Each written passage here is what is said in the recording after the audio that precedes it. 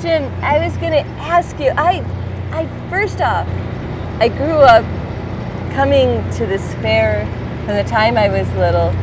I remember meeting your dad when I was a little girl, and then we started doing the shows. My mom had to get this jewelry, health food, psychic store back in the 70s.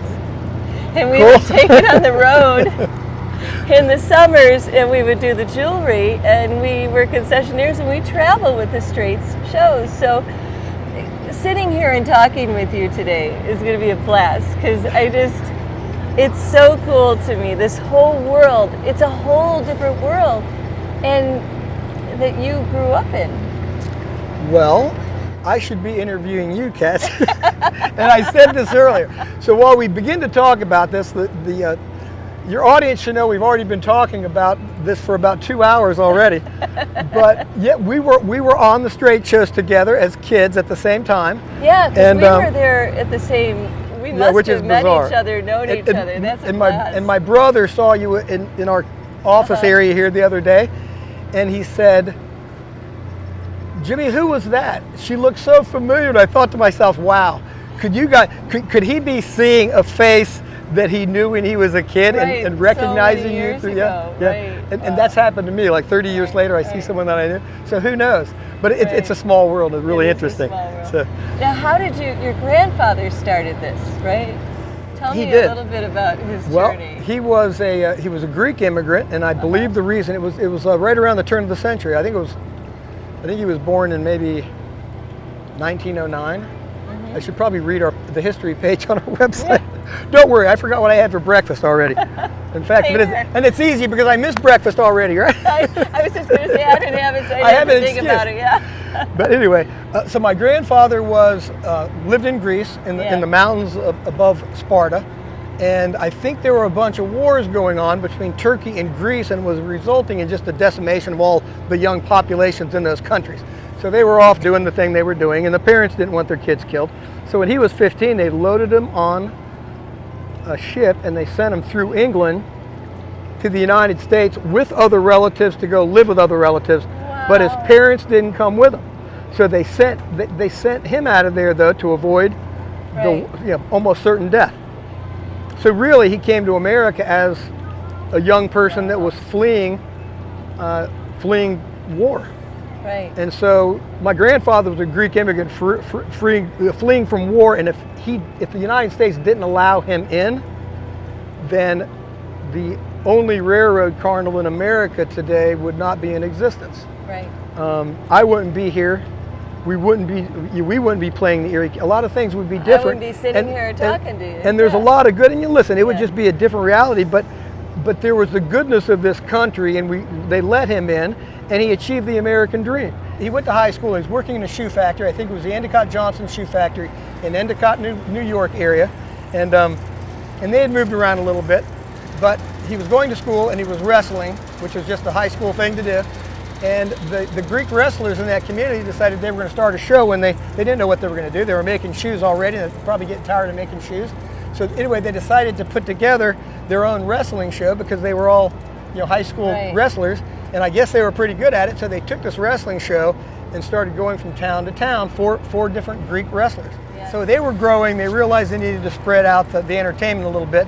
So they decided they needed something to drive up those almighty per cap spendings by getting something for everybody. So we needed something for the kids, for mom. So anyway, the food started up, the game started up, and the ride started up. And the first thing they did was they bought, I think it was a Ferris wheel. The next one was a merry-go-round, and they started to get animals, and they began to form an animal show. And later on, it turned into performing animals and an animal show, and then livestock shows. And the shows began to grow. So that the name of our company was James E. Strates Shows, and that's not James E. Strates' show. It's James E. Strates Shows, which is plural. The shows is plural. Oh, okay. So the plural shows is a reference to the name was the name when there were multiple shows, and it primarily wasn't a carnival. Okay. It was a wrestling show that developed into other shows. And so there was the freak show and the girl show and the elephant show and the wrestling show and athletic show and the fat lady show, and they call those 10s and 1s. They were freak shows, but they call them 10 and 1s because there might be 10 different attractions under one banner, so 10 things under one tent. So anyway, Young Strangler Lewis was my grandfather, and the other guys had their own name. The moment that everybody else had enough of this and they decided, I'm done, I'm going home, my grandfather was the only one in the group that just hadn't had enough, and he bought out their interest and stuck with it. So that was the moment where it really began its transition to something else, and as time progressed, the rides were the things that kept getting a little more spectacular and never really got politically incorrect, right. Whereas the other things became, in the public's eye, less spectacular and more politically incorrect. We would run, I lived in Hamburg, and the railroad track was about half mile back, and we'd hear the train and we would run to get to the tracks so that we could see the train come in, because it was so exciting. You had all of this on the side of it, and we knew all of the elephants and the tigers and the rides. Pretty funny stuff. And again, now, being, as I got older, became very aware of animal rights and the whole thing. But as a child, I grew up this was exciting. James E. Straight shows, we now call it straight shows because I'm named after my grandfather, and I've got 4 other brothers and sisters that don't think their business should just be named after one of their siblings. Yeah. So I try to remind them, it's not just my name, it's Grandpa's name. Yeah. Leave my name on the wagon. Anyway, they didn't listen to me, and they called it straight shows now. And that's still okay, I guess. Yeah. Rat bastards. Now, could you show me around this show? Let's go.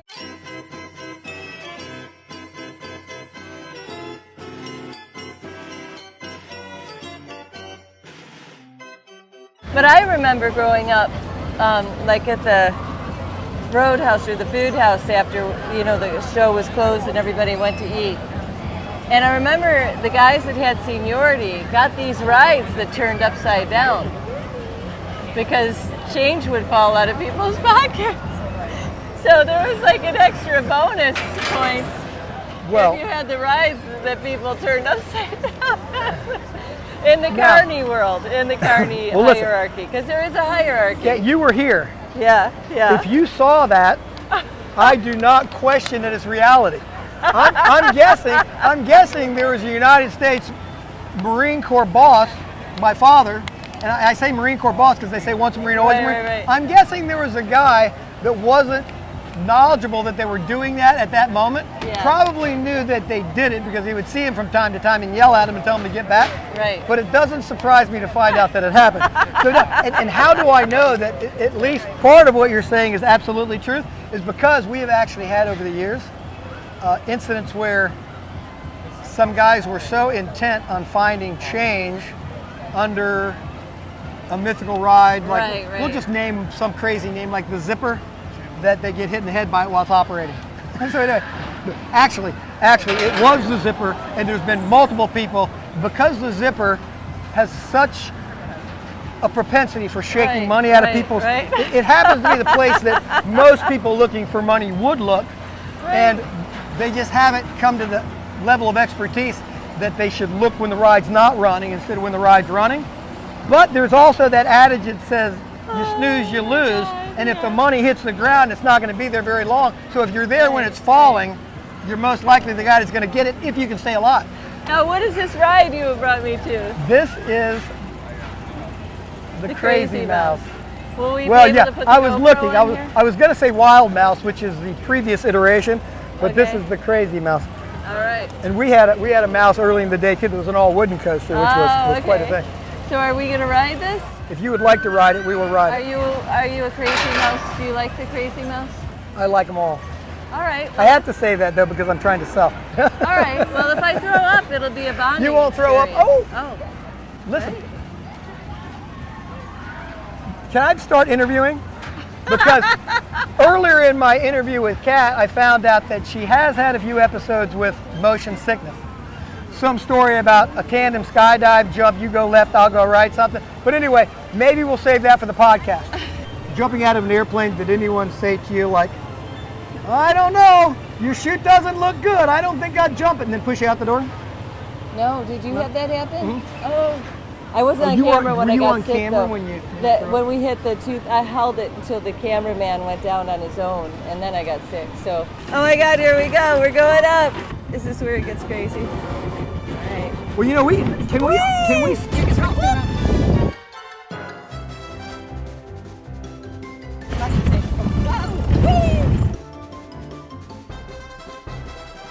I love it. Oh, I haven't thrown up yet. This is good, Jim.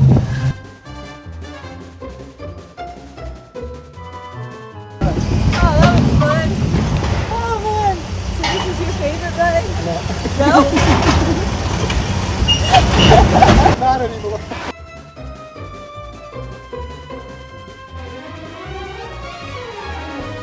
What is the passion, like for you, for your family?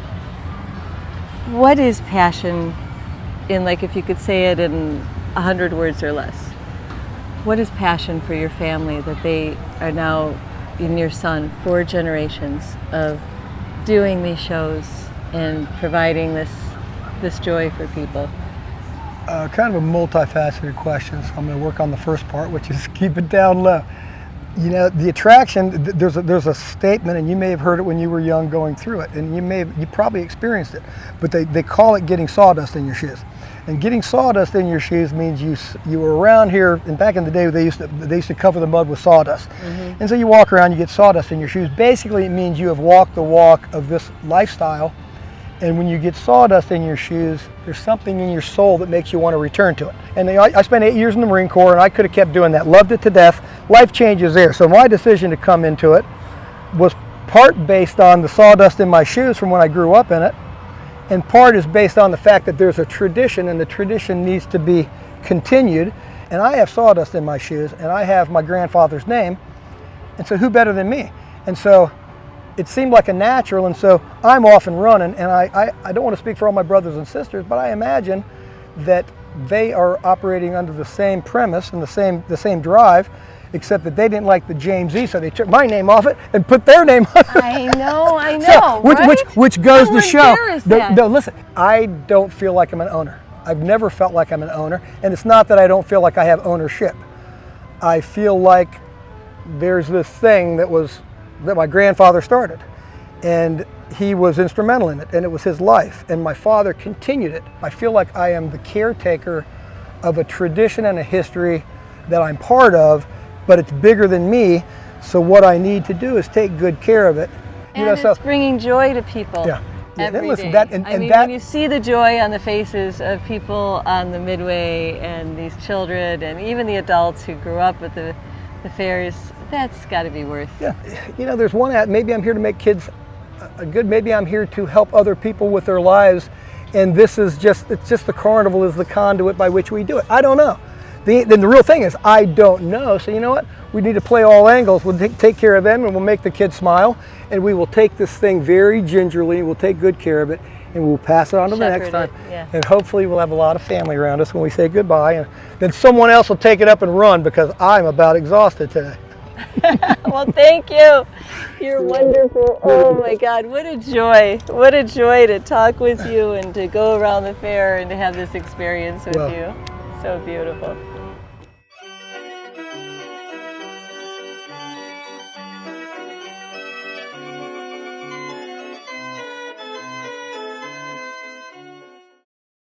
Here we go. Sing to Costa.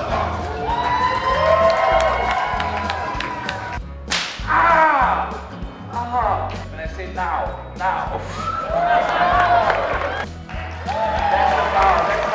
Oh my God, this is the second year I've seen you. You are unbelievable. I mean, everything you do on stage, and you're funny, and you do it. But number one, you have good taste.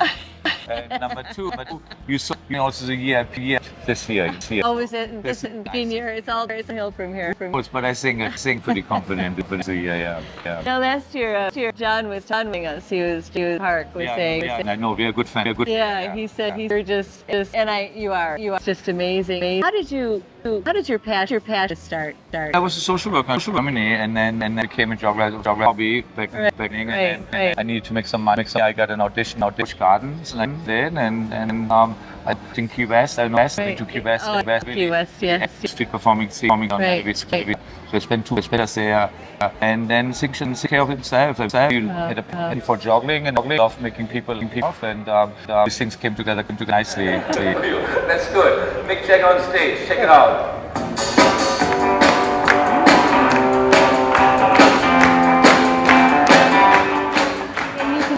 When you're on your stage, you're having fun. No, I enjoy, and also I believe it's like when you're on stage, it's my job, like let people know there's no better be than here was here. And if you can't, people will up on that, and you have to really commit. And if you don't mean it, you still do it. And then usually it's sort of feeding, self-feeding. It takes care of doing that. It does. It is. And when I have Canva planning, that was really fun. Yeah. It has a great sense of smile. Oh, JFK. Do you say JFK? Cool. Obama has one. That's from the wife. My favorite is Trump. And that's the truth. I'm not making it up. Now our show is Passionate Living. Yeah. We highlight people living their passion, using them to make a difference in the world. Which you are touching so many people. That sounds wrong. You're touching so many people's hearts. So many further questions. And it's to know whatever in life, to know that you do matter and mean something to something. But even just a fleeting moment or a short period of time, but we're focusing so much on the negative things and things that set us apart. So it starts to be in a situation where 5 million and in common. I love that. And what would you tell somebody that's out there that wants to pursue their dream and live their mission, but they're kind of afraid, kind of like stuck in the mud? It keeps you motivated, keeps you on your toes. Also, it means you wouldn't be a good way. You really care that. I mean, I think often it's a sign of caring also. And just get at it. I mean, that's the thing. Just you pick. It doesn't matter. That's what it is. If it's knitting or deep sea diving or jogging. Just be that nobody can ignore you, and you can, and it takes care of itself. Don't be afraid to be. It's all good. Yeah. Oh, I love that. Great advice. Oh, Hildy, thank you so much. Thank you. It was so beautiful. Thank you. It was really beautiful to experience your show and to experience very beautiful spirit. Oh, that's nice. Thank you. Thank you.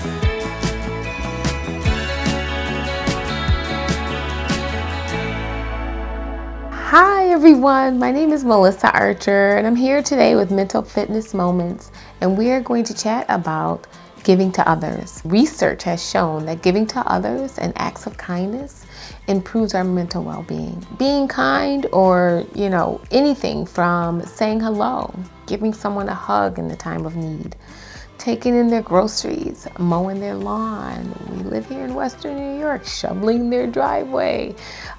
Anything that can help someone not only improves your mental well-being, but makes them feel good too. So it's improving their mental well-being. So I hope that these little tidbits, are just some things that I can give to you to help lower the temperature of our everyday grind and make things just a little bit easier day by day. So thank you for joining me with Mental Fitness Moments, and we will see you next week. Bye-bye.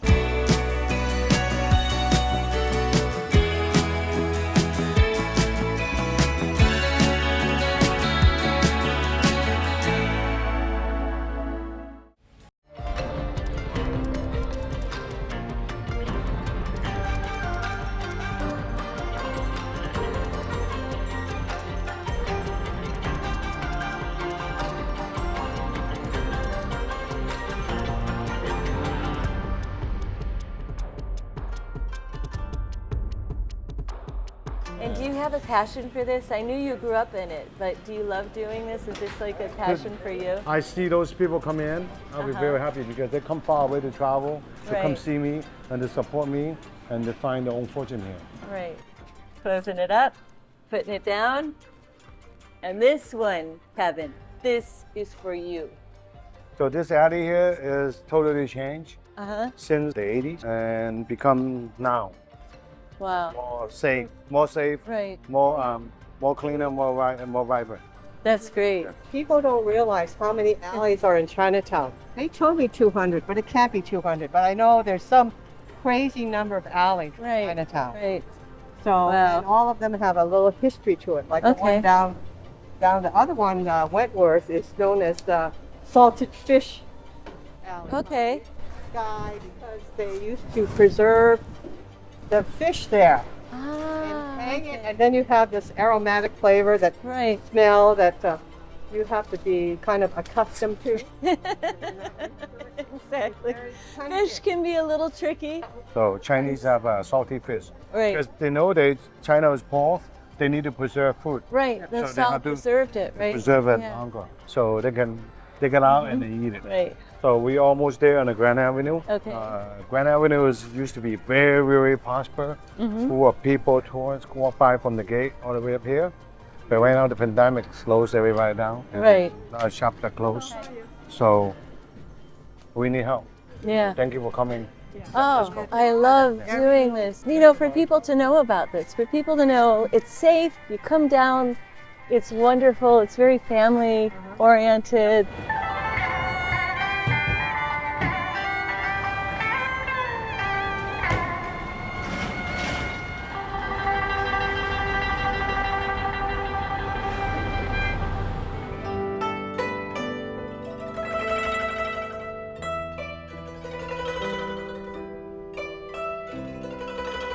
Our ancestors, when after the 1906 earthquake, were going to kick us out after the quake. I said, they're going to move us to Hunter's Point, actually.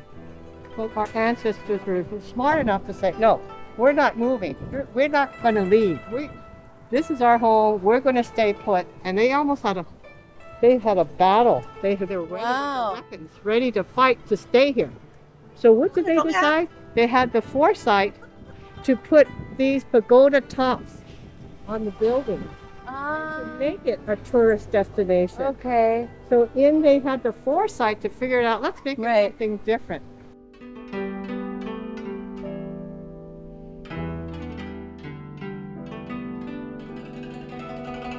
And San Francisco has the largest Chinatown. Second large. Second largest? Is Toronto the largest? No, New York. New York has Behind New York, yeah. But we are more cleaner than New York. much cleaner. I've been to Chinatown in New York.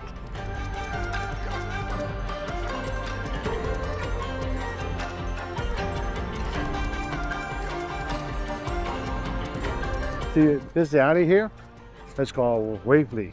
All right. I form a group called Be Chinatown that help the communities. I'm the one putting all the lanterns on every alley. Oh, really? So I'm one of the founders. That's great. And at night, And what a difference it makes night is to have beautiful. these lanterns Night- lit up at night. at night is just absolutely beautiful. These balconies. Yeah, there's the Wong Association, Wong, the Wu's Association.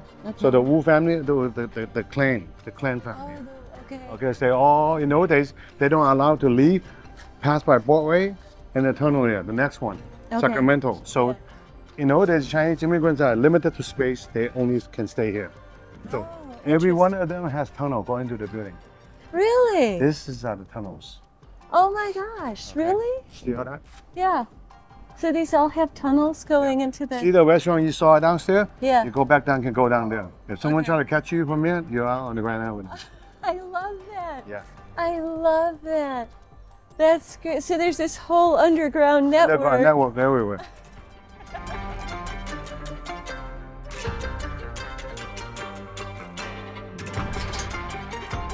Can we film down here? Yeah. Okay. Be careful.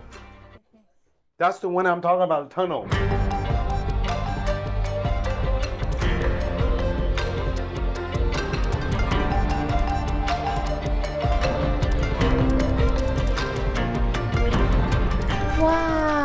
This is remarkable. Yeah. So, you know, I have a group called Golden Gate Artists Association. We're Yeah. 501c3 nonprofits. Okay. I help the elderly to create a home for them to draw pictures. Look at this mural. I love it. This used to be a wall. You see the button here? See the plug? Light switch. Yeah. I love it. This guy here, one of the artists, I paint by hand, by fingers, Oh, wow. all by look at fingers. that. That's amazing. He don't Look use at brush. his He don't. finger. He use finger to paint that one. Wow. That's incredible. Something different. I When love I'm it. bored, when I'm tired, I will come down here, think quietly. Yeah. Just This is chill the place out. for me to chill out. Wow, this And is then the I do best. calligraphy. Oh, you do calligraphy too? That's my. Let's talk about writer and poetry. They stay together, and they cheer each other with the wine and cheers. You know, and think back. Well, this is America. This is China. We sail a long way, coming back and forth. From here to here, it's 3 months. Wow. Half a year of sailing. Right. We're lucky we get here. Or we're lucky to go back. Right. So be blessed. Big blessing. Here's the one I'm talking about. This is the tunnel. Go to across the street. Oh, this goes across the street? Yeah. I love that. Okay. I love that there's secret tunnels everywhere. Everywhere. The outlaw in me loves that there's secret tunnels. It's just something that we need to, as a human being, we need to think back. We need to satisfy. Yeah, The other place, either they're hungry or in war. right. We are not. Don't We're be a, blessed. don't be a crybaby. Be passionate and be positive. Right? You're right. Always we be have to keep our spirit up, be positive. Yeah, My every day. grandma, you know, everybody's like, well, why do you smile all the time? You can't always be happy. And I'm like, well, I'm not always happy. But why should I pass anything other than happiness on to somebody else? Everybody has their own problems. Why wouldn't I give somebody a smile? That's why the first And time I lift saw their you, spirits. I saw you, you are very happy because I saw your smile come to me just like that. I don't know if you really happy or not, but your smile tells me that you are happy. That's good enough for me. Thank you. Yeah, and you too. When I walked in, it was just like, hey, come here, look at what we got.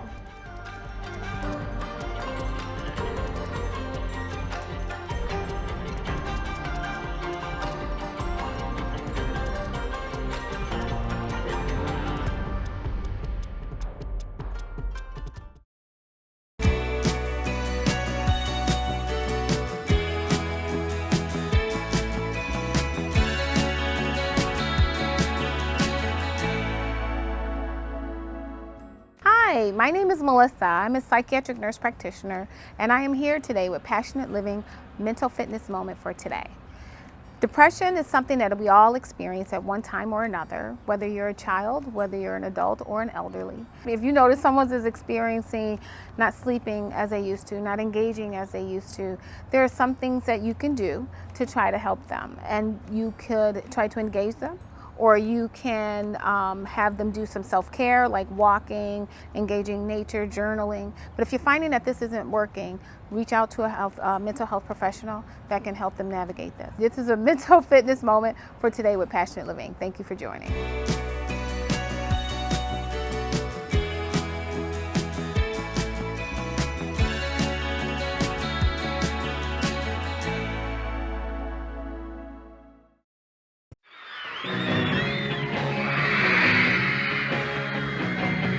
I watched the Beatles when they were on Ed Sullivan. Tell you something, I think you'll understand. I just saw 4 guys on stage that looked like they were having a really great time making music.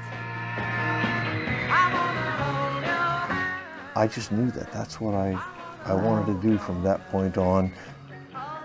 And when I started moving out here and hanging with the people that were making records and being lucky enough, fortunate enough, you just go, why a kid in Iowa gets to come out here who sits at and I play Isaac Hayes songs written by Burt Bacharach at the piano in my parents' living room, and then Burt Bacharach sat right there not a year and a half ago. Sat That's right there. so freaking cool. He did? Oh yeah, and Herb Alpert recorded in this room, and all of a sudden I'm working with them. And well, now I do have to pinch myself. You are them. No, Burt Bacharach. You know, Burt Bacharach. Come on, he's probably the most recorded and best songwriter of the last century. But I'm just saying, I got to play on a lot of records, and I wrote a lot of music that people still go, oh my goodness, Milo and Otis, you did that? I watched that every day when I was a kid. So much of the music that I listened to all through high school, college, you know, you were on those. It was fun. It was fun. Yeah, I used to be able to, you know, claim certain percentages of the top 40. Where did your passion for music start? And I mean, like, so much of the music in the womb. In the womb. My mom was an accordion teacher. Okay. She and my dad had a music store. And at one time they had it was like in the 60s when there was a band on every corner. They had 1,600 music students. And so I grew up in that environment. If I wanted, I could go take a trombone out for a week from the store, a tuba, trumpet, clarinet. So I ended up playing trumpet and guitar and accordion and piano at a very early age. And my mom would take me to the symphony as a 12-year-old, and I loved it. And I studied orchestration and stuff. And I started writing songs when I was about 14. And I could play in nightclubs. I played in nightclubs as a kid from the time I was 15 to the time I left on the road at about 19. Wow. After I'd finished a couple years of college, I went, and I came back and went to college more, but I was playing 5-6 nights a week in nightclubs for 5 hours a night. Chops were incredible, you know, playing 5 hours every night. And then after that, when I moved out here, we were just working 24 hours a day, 7 days a week, playing great music for great people who really loved what they were doing. It was an amazing time period, and that was back before people stole all the music that they listened. You know, they actually bought records, and some of that money flowed through to the songwriters and the artists and the musicians, and it was good. It was good. And when you have income like that, you can create art with that. You know, it's true. Yeah, it's an interesting time that we live in now. I always, you know, we've been blessed. We've been blessed. We continue to work, and that's good. You look at how globalized it's become, and there are interesting pockets all around the world now. It's not all just in Hollywood, and it's certainly not all in Nashville, you know, but it's, you know, Atlanta's got some going on. You get people all around the world that are able to make really good music in their bedroom. This is my 8th recording studio, and what a studio! All of the studios before had multi-track tape machines sitting in them, all of them. And then in 1999, I became the first studio in Los Angeles to offer Pro Tools in a studio without you having to rent it and bring it in. So and then in about 2003, we hadn't turned on our tape machines for 2 years. And so that all shifted, and I would say in about 2021, it got to the place where it sounded as good. I miss the warmth of tape. It's like trying to have a relationship without touching. Who is your favorite? No, I can't ask who your favorite is. It's a terrible question to ask. Why not? Because, like, your favorite person you've ever worked or people you've worked with. You do? Well, there are periods. There are periods. Because I know, you know, somebody might say, oh, he didn't say I was his favorite. Or, well, no, I don't want to put you in that position.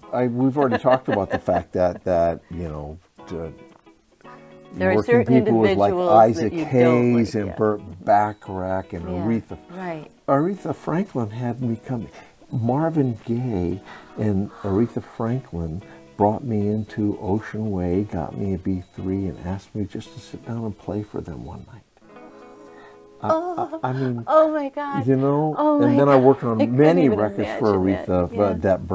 back record for her. Obviously, Quincy Jones was, you know, I mean, when I ran after school to go watch Help at the Iowa Theater, and the lady who was at the ticket counter came and said, you know, there's a new movie playing here, and the music's supposed to be really good. If you were here to watch the Beatles, you probably like music, and so, you know, go in, just kid, go in and watch.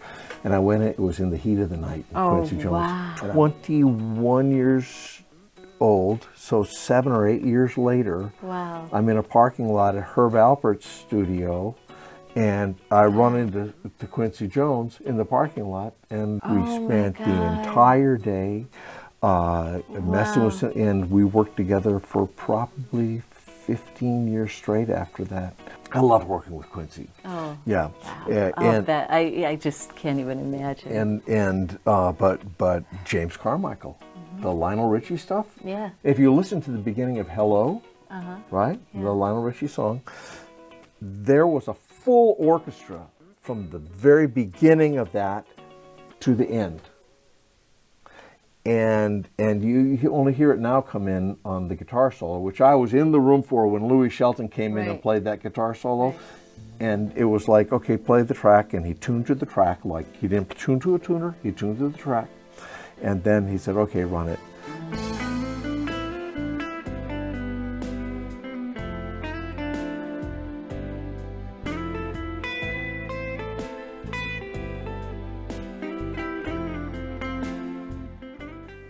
And that was it. One take, done, perfect. Really? Absolutely perfect. James Carmichael is one of the unsung heroes, and when they were nominated for Academy Awards and nominated for Grammys, they win all the things. The nominees for Producer of the Year are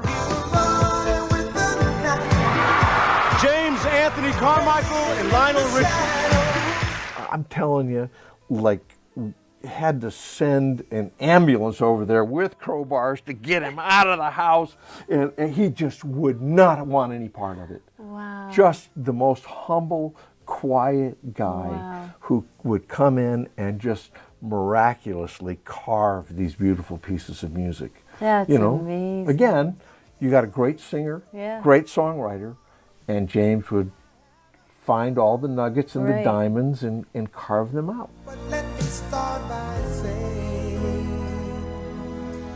I love you.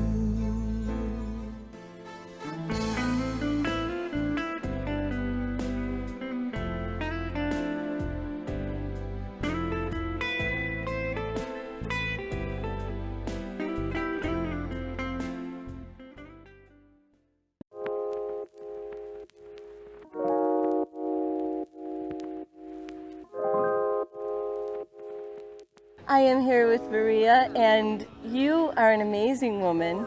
Tell me, we're at my favorite coffee shop in Los Angeles, La La Land. They're all about be kind, be nice, be the person your dog would think you are. So tell me a little bit about your work. What do you do? So basically, I've been pioneering the feminine way of serving psychoactive medicines for the past decade. And basically, I'm a merge between an entrepreneur and a medicine woman that is passionate about empowering people to be, their own healer. I love that. Just sharing what have helped me along my way.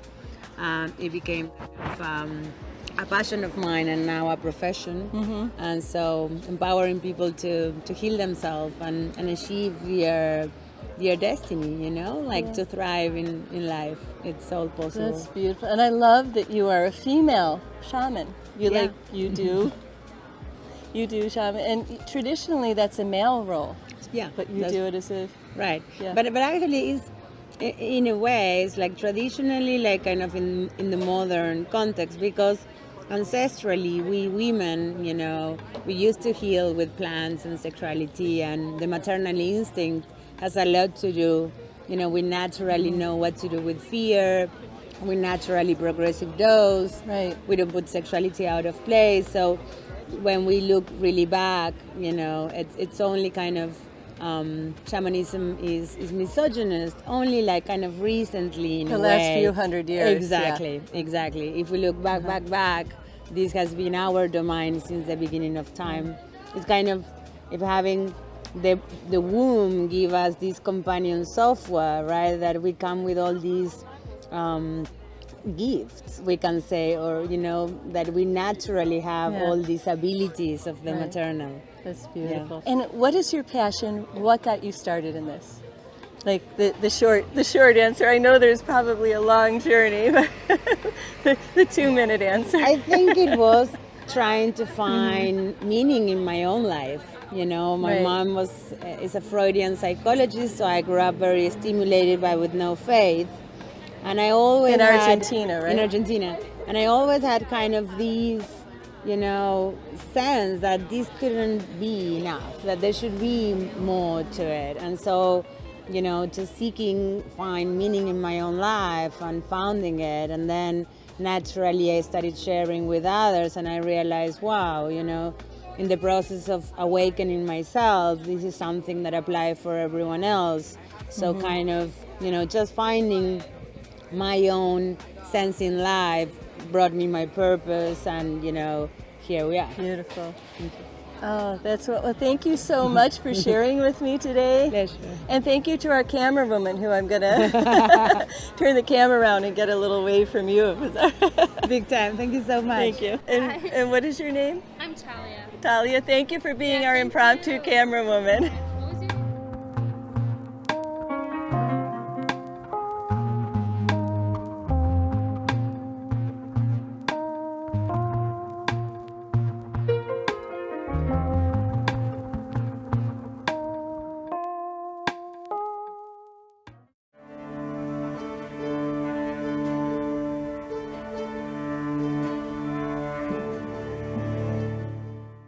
I am here with Dr. Riyaz Hassan Ali, who you are just such a light. I remember the first time we talked and you shared with me about some of the volunteer work that you do, and that you make these amazing paintings with a syringe.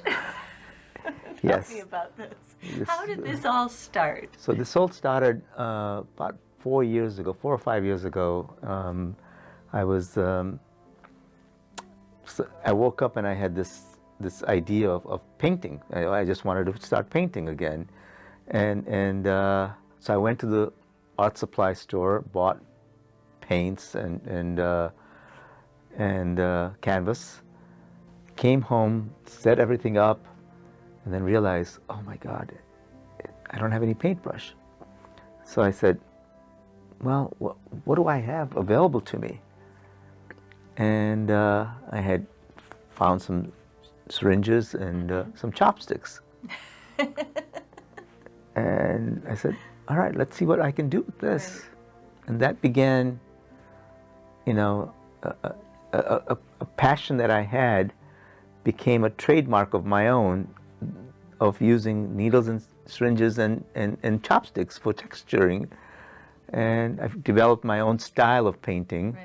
I use a lot of colors, and my themes are whatever I get inspired by. Right.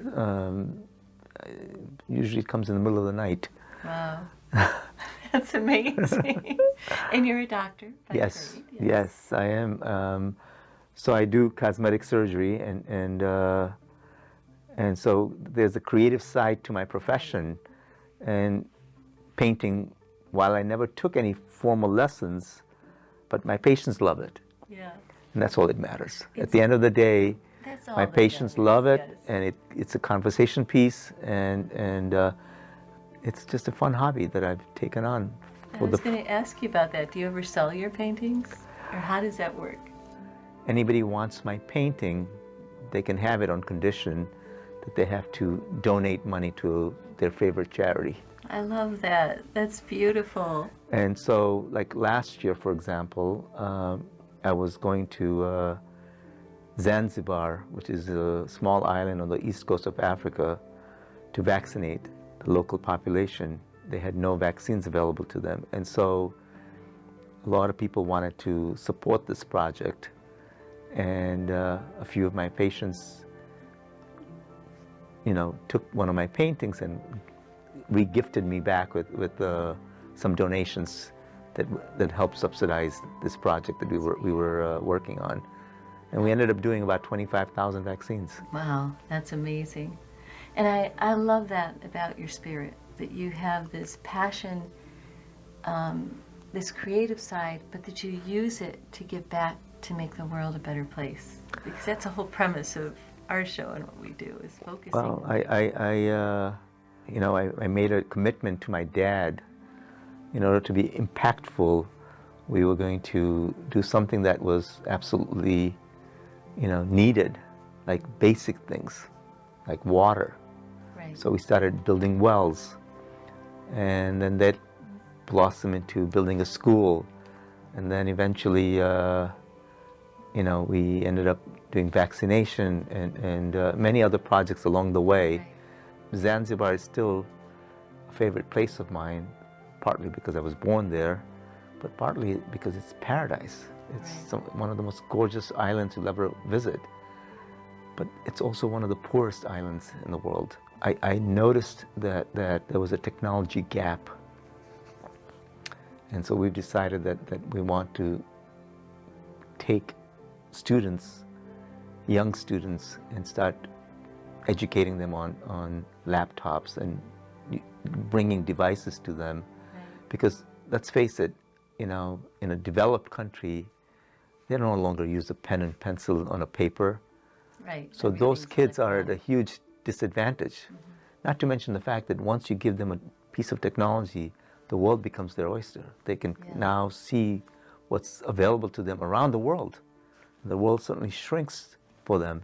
Right. And so they learn language, they learn cultures, they learn, depending on their interest, different cuisines. And so we are encouraging that kind of medium for education.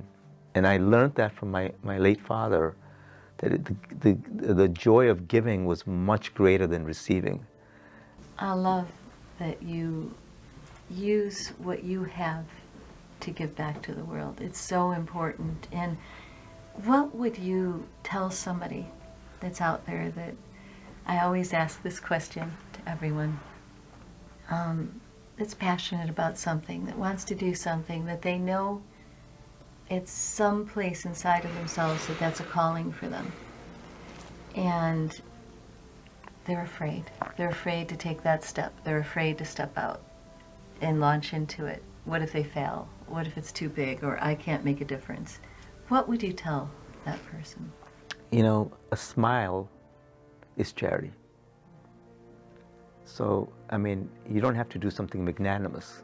A simple task of helping an elderly person and visiting somebody in their home and just keeping them entertained for an hour or two is charity.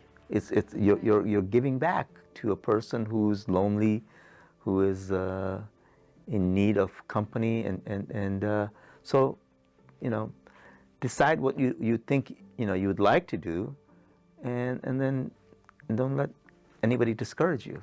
You just go forward, and especially young people. I find that young people have been, especially during this pandemic, that they have been kind of lost. And so when you start giving back to somebody, suddenly your problem becomes less. Right. I always tell that to anybody when they say they're depressed. I'm like, go help somebody else. That is the best remedy for depression. Right. It takes you out of your own process, your own thought process that you've fallen into, and it puts you into a place of serving another, and there's nothing more therapeutic. And now these are your COVID paintings. Yes. Well, I wanted to do something with COVID related, because we were inundated with COVID. Right. So I wanted to make something fun out of it. And so this was a painting that I did for my son for his office. And he moved to London, so he didn't take it with him, but it's here for him. It's beautiful. And it's a play on different colors, and it's supposed to be a mask. And I used my own technique of needles and needles, syringes, and chopsticks. Oh my gosh, I can't thank you enough. It's been my pleasure, and I've enjoyed, my paintings. Enjoyed certainly meeting you, and hopefully we can inspire others to not only paint but also give back to society. I love that. It's a deal. Done.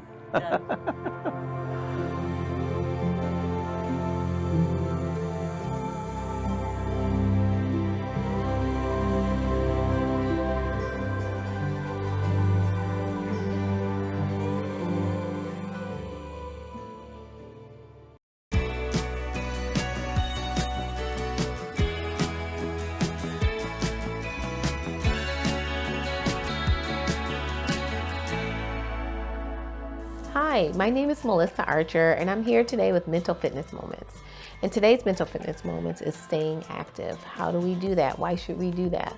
Staying active allows us to stay healthy mentally, stay healthy physically, and it just releases a lot of warm and fuzzy, happy hormones that gets us through the day. And we're staying kind of fit and healthy. And some ways we can stay healthy is by setting a routine of maybe working out, whatever works for you, and you're in any particular exercises or running, walking, whatever people like to do that doesn't really stress the body too much. Know what you can do.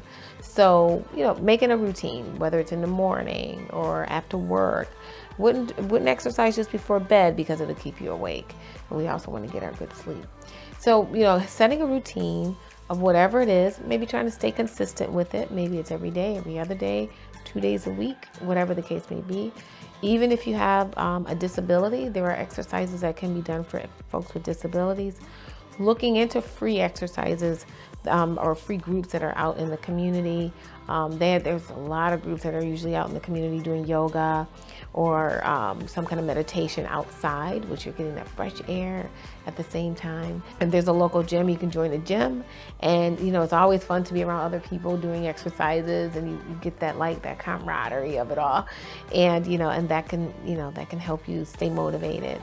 But staying active is really good for our mental well-being. And most people know it's good for your physical well-being, but it's good for that, but also your mental well-being, because it's just you have a routine, and like I said, those happy hormones are released, and you just feel good. Those endorphins get released, and it just helps, as I always say, lower the temperature of our everyday grind of this thing called living and adulting. And even for children, we can pass those skills down to our children. We're role modeling, right? Staying active, taking care of ourselves. So we're role modeling to them, and then we can get them engaged in those same activities so that when they become adults, they can do the same. And it's a nice coping strategy. And then they'll teach their kids. So that's all we have for today. I hope you're out here and finding your physical activity that works best for you. And we will see you next time. I'm Melissa Archer with Mental Fitness Moments. Take care. Bye-bye.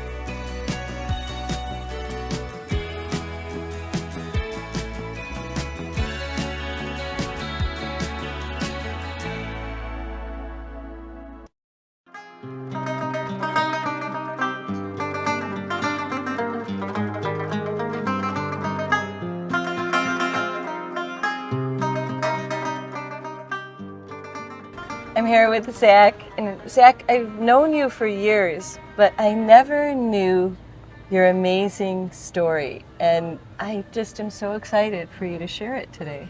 Of course, we never shared my stories. I am Zach Erdem. I own 75 main group restaurants, couple restaurants in the Hamptons, Blue Mar, Harpoon House is a small boutique hotel, and Main Room, our nightclub. Yes. I was there last night. You It's were there last wonderful. night, and you It's had a good great time. You had space. some Yeah. sweets and desserts and stuff. Yeah. It was fun. It was fun. You're from Turkey originally. I was just right? saying that. Yeah. I was born in Turkey. Yeah. I came to America 2002, and same like everyone else, I was a dreamer, and I had a dream that I want to go to America and live in a dream country. I didn't come here to be a loser. I didn't come here to be an alcoholic. I didn't come here to be like homeless. I didn't come here to be like nobody. I invest in myself and I trust in myself.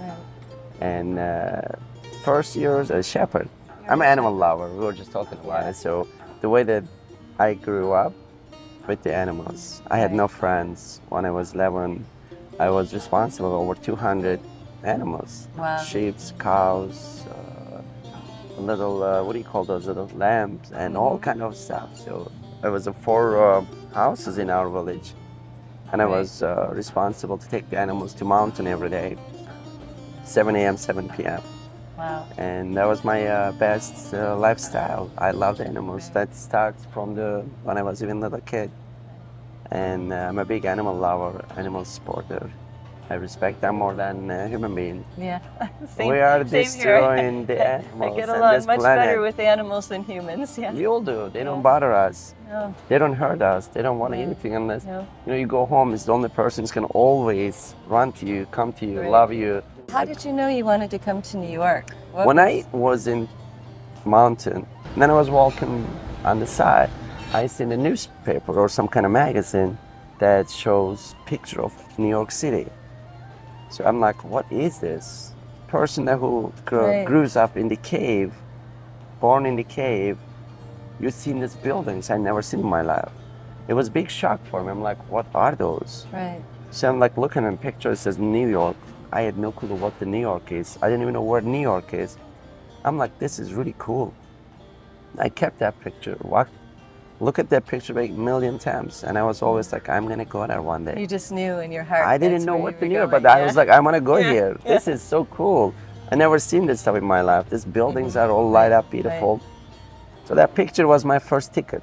Wow. That started dreaming about about this country, and I was like, I wanna go here. I wanna live there.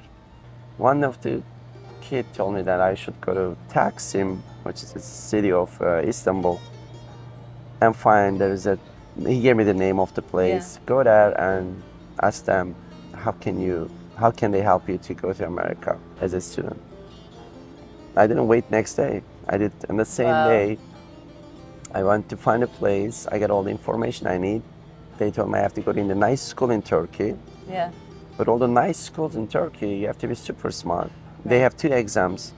First one eliminates stupid ones, and the second one eliminates good ones, go to the good college. When I applied for the school, they said that last 7 years, no one got visa for that school. It was the only school, that cheapest school that I could apply for. I have a budget. I don't have money. I walk in embassy and seen people were shaking, sweating, crazy. They were so excited. Everyone is. The guy asked me a couple questions. Then he told me, okay, we'll send you your visa in 2 weeks. I just went back to the guy. I said, I think he told me he's gonna give me a visa in 2 weeks. He was laughing at me. He was like, no, bro, you got denied. I guarantee you. So I was in college. I got the news from my brother, said that you have an envelope from the embassy. Run to my house, go upstairs, open the envelope. I seen it. Congratulations on your visa and all. Oh my God! It was the best thing in my life. Breaking things. I'm jumping from the bed, up and down, throwing myself on the floor, like little kid to find a little toy. I mean, if you call my brother, I call my mom and everyone. I need the money. I need my ticket. I have visa. In 2 weeks, I have to leave. No one's giving me any support. No. No one's giving me money for a ticket. No one's giving me anything. We don't have any. Right. Forget about it. We don't have any. Who's going to give you anything? Right. So I went every single person in the college, $1, $2, trying to hold distinct people. And I keep promising everyone, I promise you give me $1, I'm going to send you 100. You give me $1. So I made it. People believe in me. People give me the money. And I barely made the money for a ticket. I'm like, this is it. I put my 2 jeans, 2 shirts, little yellow dictionary that I'm gonna need it more than anything else. That was my best friend. came to America. That was incredible. That was the so incredible. That was my best time in my life when I arrived in New York. But I couldn't get out of from the airport when I started seeing. I never seen black people. I never seen Chinese people. I never seen any kind of different people in my life. Right. First time I'm facing blacks and all kind of people all over. I'm like, where am I? Why these people look different? Why this guy has so crazy hair? Right. So I stayed 2 days in the airport, and then someone You stayed came. 2 days in the airport? I had to. I had no place. Right. And I was scared to go in the street on the first night, and I'm like, I can't do that. And then they told me I have to leave. Right. And I'm like, okay, where do I go? They were like, oh, where do you want to go? I'm like, I don't know. And the guy came and said they put him in the bus, sent him to Manhattan. They left me in Grand Central all day long, all around. But then dark, it started coming dark, and I'm like, where am I gonna go? Where am I gonna sleep? I found the benches and stuff, and I sit down, and then I passed out there. I was so tired, extremely tired.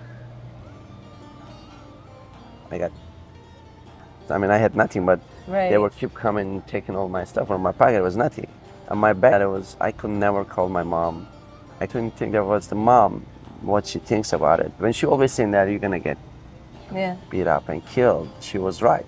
Right. To do anything it takes in my life. I mean, I didn't want to be shepherd. I want to be living in America. This country, look, when I see all the border issues, it's like I dream of my past days. I'm like, I didn't do that way, but those people that's going a hard time too.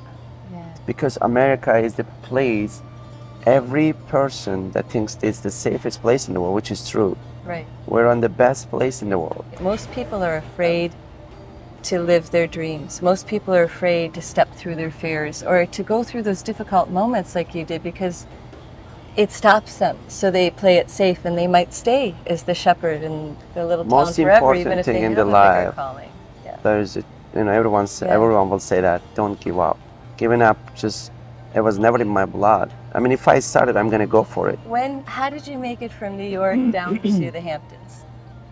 New York City was getting so dangerous. I'm like, I can't be here anymore. I have to find a more place. And I remember there was one Turkish boy that always helped me in the small things, buy me McDonald's, buy me some food. And it was the only person that I trusted him. Yeah. I said, I can't be in New York anymore. Yeah. Where is all the rich people lives? Where are all those billionaires going to? They're like, and everyone was talking about the Hamptons, the Hamptons, the Hamptons. I'm like, I want to go to Hamptons, find this place. 75 Main. I came in, I ordered burger and Diet Coke, sit on the bar, and I was keep talking. This guy who was behind the bar, he was very nice to me, a very nice American guy. Right. And he was questioning a lot of stuff, but I was kind of shy. And I told him I need a job. And between all those, and he was like, really? Let me call my boss. She might have something for you. 10, 15 minutes later, I seen one lady come, sit down across to the bar, watching me nonstop. And I was keep smiling at her. I'm like, I didn't know who she was. So then the lady left, and the guy said, you're hired. I'm like, what? He was like, you're hired. I'm like, how did that happen? He said that lady was watching you, was the owner. Oh, wow. So she liked me. She was like, he looks really handsome. And put him behind the bar. He will learn, have him train in a couple of weeks. I said, no, I don't want to be bartender. I don't speak any English. I don't have any experience. I'm not going to embarrass myself. Please, let me go to wash dishes. Until I get to feel comfortable, then I can trust myself. I'll come in the front. I'm going to be here. You guys give me the light. I'm like, no. I walk in. I said, am I hired? Yes. I came back to the dishwasher and it's like, put my apron and I started washing it. And that was it. You couldn't take me out from the kitchen then. I was cleaning everything, not just the washing dishes. At night we close it. I'll go downstairs, upstairs, clean the windows all day long. I didn't want to even sleep. I have a job. I have a food. I have a place. I didn't need the money. I'm like, this is what I need for now. That was it. I told my manager, I said, I'm gonna go check the Nello's. Maybe I'll get a part-time job there. He was like, if you get a job there, don't come back here. Work there. It used to be better for you. So I went there, walk in. There was, on the left side of Nello's, there was a guy sitting there with red hair and drunk in the middle of the day. I walked in, I was like, what do you want from here? It was like some Romanian accent. He said, I'm looking for a job. I spoke with Andrea. He told me come to interview. I'm a dishwasher at 75 Main. I told my manager I needed 15 minutes. I have to go back. Nello was like, he told me he's Romanian, he owns it. I didn't believe in him. Right. And then he was like, where are you from? I said, I'm Turkish. And I was like, oh, give me 1 minute. Then he make a phone call. Some lady comes down, very pretty lady. That was his wife. Oh, wow. And she was Turkish. That was it. We started like getting best friends. We're talking Turkish and she was explaining me everything. So I came, she told me all the stories. Then she had my number, she called me, said, Nello wants you. I said, no, I'm working. It's like, Nello wants you. So I told my manager, Nello wants to interview me, can I go? He said, go, forget about here. That was it. I went Nello's, Nello hired me as a bartender and manager and whole thing changed. The whole thing changed, and then you ended up coming back and... I came back because I got fired at Nello's. Nello's partner fired me. And then I came back 75 Main again. And this time I was serious. I want to take it over the whole place. When I did, 2010. May 2010, I bought a whole place. Wow, that's wonderful. Then I bought a Nello's 2016. I fired Nello. That was a big revenge. That was the best revenge. Yeah. I did it in the right way. Yeah. I didn't hurt anyone. I didn't call anyone bad language. I didn't say anything. I smiled when I get fired. You know, sometimes... bought the place later. That was it. That was the best answer for those people. So then... And you're doing a show I have my for TV HBO. show. I'm super excited. That's Look, God is wonderful. great. God Things is that great. happen, the reason, right? I came as a dishwasher, I owned the building. And I came here, I took all the restaurants in the Hampton Right Club. So God is great. Don't give up in your life and your dreams. America, the best country in the world. Well, thank you. God bless Thank America. you. God bless Thank all. you, Zach. Thank you for having me. Beautiful. Thank you. Thanks.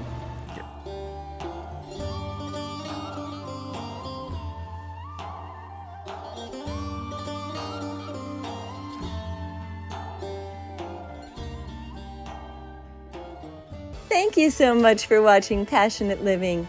If what you watched moved you or inspired you, the best way you can show us is by liking and commenting on the video, as well as subscribing to the channel.